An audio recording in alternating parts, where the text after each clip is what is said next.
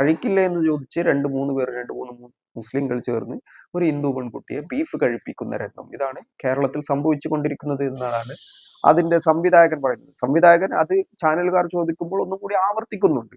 ഇത് കേരളത്തിൽ നടക്കുന്ന കാര്യങ്ങളാണ് ഞങ്ങൾ സിനിമയാക്കി ചെയ്തുകൊണ്ടിരിക്കുന്നത് എന്ന്. ഇപ്പൊ കേരളത്തിൽ ഇത് പറഞ്ഞാൽ സംഘികൾ പോലും ചിരിച്ചു പോകും. സത്യം പറഞ്ഞാൽ നിർബന്ധിപ്പിച്ച് ബീഫും പൊറോട്ടയൊക്കെ കഴിപ്പിക്കുക എന്നുള്ളത് മലപ്പുറം ജില്ലയിലെ എവിടെയാണ് ഇത് സംഭവിക്കുന്നത്? ഇപ്പൊ സംഘികൾ തന്നെ ഇവിടെ ബീഫ് കഴിക്കാറുണ്ടെന്ന് സംഘികൾ തന്നെ പറയുന്ന കാര്യമാണ്. അതിന് തന്നെ ഉത്തരേന്ത്യയിൽ നിർബന്ധിപ്പിച്ച് ആളുകളെ പെൺകുട്ടികളെ പിടിച്ചു കൊണ്ടുപോയി മതം മാറ്റുക മാത്രമല്ല ബീഫ് നിർബന്ധിപ്പിച്ച് കഴിപ്പിക്കുന്ന പരിപാടി കൂടിയുണ്ട് എന്നുള്ളത്. ഇനി വിഷലിപ്തമായ വർഗീയ വിദ്വേഷ പ്രചരണങ്ങളുടെ ആവർത്തനമാണ് കണ്ടുകൊണ്ടിരിക്കുന്നത്.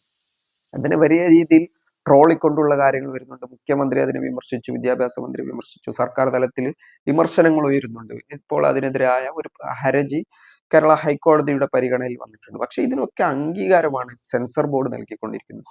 സെൻസർ ബോർഡിന്റെ അംഗീകാരത്തോടു കൂടിയാണ് ഇത്തരം പ്രൊപ്പഗണ്ടകൾ നിരന്തരമായി ഉത്പാദിപ്പിച്ചുകൊണ്ടിരിക്കുന്നത്.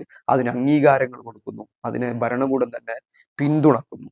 ഒരു ഭാഗത്ത് ഇതാണ് സംഭവിച്ചുകൊണ്ടിരിക്കുന്നത്. മറുഭാഗത്ത് ഈ അടുത്ത് തന്നെ നമുക്കറിയാം വിജയിയുടെ ഒരു സിനിമ ജനനായകൻ, അതിന് ഇതുവരെ സെൻസർ സർട്ടിഫിക്കറ്റ് കിട്ടിയിട്ടില്ല. രംഗങ്ങൾ ഒരുപാട് വെട്ടിമാറ്റി, ഇവർ വെട്ടിമാറ്റണമെന്ന് പറഞ്ഞു. പക്ഷെ ഇപ്പോഴും അത് പെട്ടിയിൽ തന്നെ കിടക്കുകയാണ്, അത് ഇറക്കാൻ സമ്മതിച്ചിട്ടില്ല.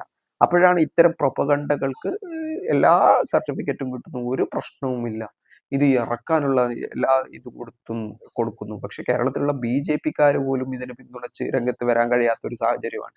ഇത്തരം ഒരു രംഗം ഒരു സിനിമയിൽ ഉണ്ടാക്കിയെടുത്തുകൊണ്ട് അത് എന്താണ് പ്രചരിപ്പിച്ചുകൊണ്ടുള്ള ഉദ്ദേശം എന്താണ്? ഇവിടെ പലതരം ട്രോളുകളുണ്ട്. അതിൽ എനിക്ക് ഞാൻ ശ്രദ്ധിച്ച ഒരു ട്രോൾ